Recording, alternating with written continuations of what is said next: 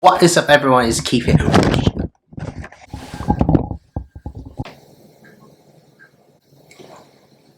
We are human and every human makes mistakes. It's totally common for you to screw up at some point in your career.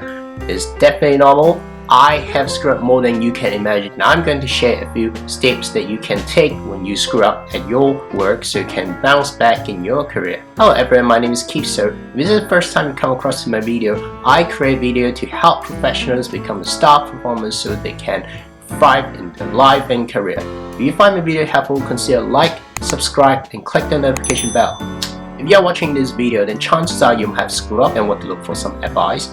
And to make you feel better, I'm going to share a few screw up in my early career. So I was working as an export airfreight operator, so we could prepare documentations and do all the customs clearance and stuff. There's one time I put down the wrong address for a shipment, so that shipment is supposed to go to Australia, but I put it to Austria. So instead of going to the neighbor country, I live in New Zealand by the way, and it goes all the way to Europe, and of course that shipment is delayed for weeks, and I think I got told off really bad. And there's also another time I accidentally declared normal shipment as dangerous goods, so of course I got a call from the airport and I got in trouble because that kind of triggered the alarm system, and you know that it took a long time to fix it out and to say, hey, it's just a mistake, it's a misunderstanding, and I got in trouble as well. So that is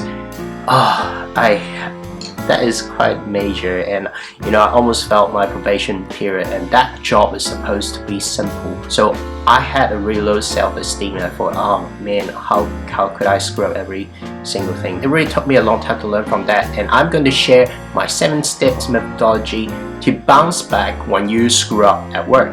So let's get started. Now step 1 of course is to calm yourself. Come on, keep calm. Every time you're just saying calm yourself. Don't you have anything better to say? But seriously, calm yourself is actually the most important thing you should do on the spot when you screw up, because if you are freaking out, you are bound to make more mistakes and you're bound to make the situation worse. Just be quiet, take a deep breath and tell yourself, hey, it's actually not that bad. I really have to remind you that you can only make proper decision when you are calm. Step number 2 of course is to assess the current situation. To begin with, you can ask yourself 2 questions. The first question is, did you actually cause a big problem? If you're not calm, then chances are you might be exaggerating the problem. You might think, oh, I screw up again, I'm so, oh my god, this is so bad, I screw up so badly. But the thing is, it might not actually be as bad as you think. That's why I said you must calm yourself down first. Just think about it. If you work at a restaurant, you smash a glass, is that a big problem? No, because it happens all the time. You just need to clean up the mess and put it into the bin and just probably apologize a little bit to your guests, and that's pretty much it. You don't really make it a big deal. If that's getting a bit out of control and you're not too sure what to do, then the other question you should ask yourself is there anything you can do to make this situation less worsen? Imagine you break the water tank, water is leaking out. What are you going to do? Are you just going to run away and tell your manager like that? No, you should at least just tape it, block the leakage if you can, or maybe just take a bucket, anything. At least attempt to fix the problem. Step number 3 is to report your direct manager. So you have done your part, you don't know what to do next. Of course, you have to report to your boss. Some people tend to be a bit reluctant to tell their boss that they have screwed up because they might be afraid to get told off, they might feel a bit humiliated.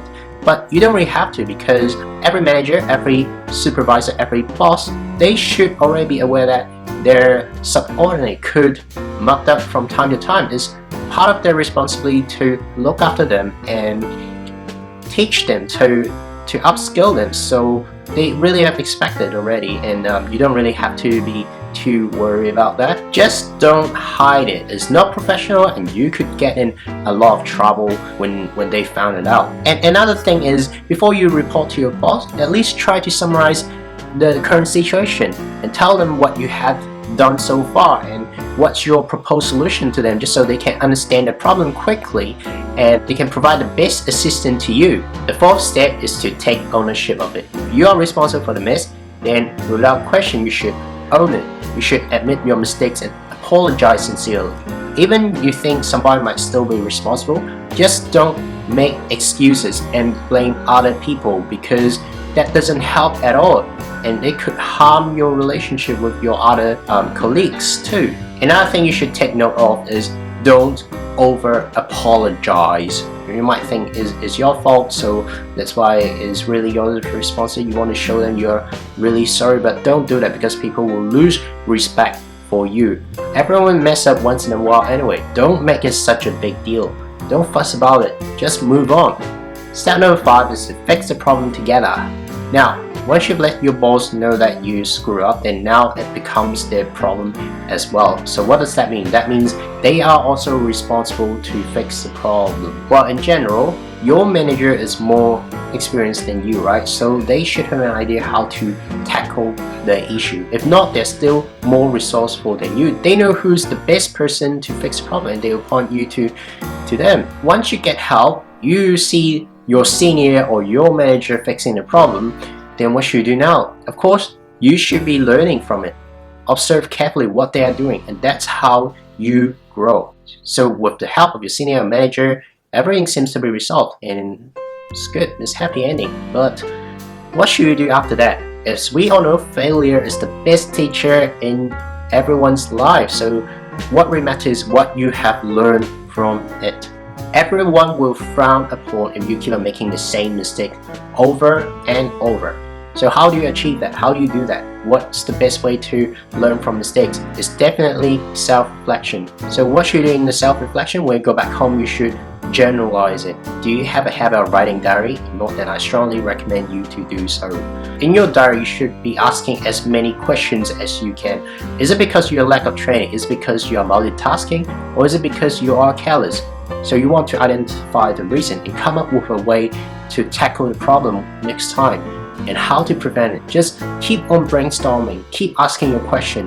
The more you think, the more you can learn from it. And now here comes the final step, and that is let it go and sort your mindset. After the self-reflection section, you might already have a methodology of preventing this from happening. But that is not enough. You still have to sort out your mind. You have to let it go first. Not dwelling to the past is a very important practice, and from my experience, this is absolutely true. You must sort out your mindset first and overcome the fear of failure. No matter how careful you are, if you are not confident of yourself, then you will still screw up at some stage. This is very important, and you are in luck, because I have created a complete guide to build super confidence. You can just download by clicking on the link right there. It will also be in the description of the video, so be sure to check it out. So back to the point, you have to be confident that you have what it takes, and it took me a long time to figure out this because of my mindset screwing myself up. Everyone screws up at work, and I can't stress it enough. The key here is how you face the problem, how you approach it, how you can learn from the mistakes, and that is how it makes people to stand out in their career. Always remember to calm yourself first, and then second, you just assess the situation and do what you can do. Then you report to your manager, and of course apologize sincerely, learn from the mistakes, and then you do plenty of self-reflection and let go of the mistakes. And that is my 7-step methodology, and I find it really profounding, and it benefit me for pretty much the rest of my life. And again, if you find this video is helpful to you, be sure to like, subscribe, and click the notification bell. Thank you for watching, and see you in the next video. Oh, and by the way, be sure to download the guide I mentioned earlier.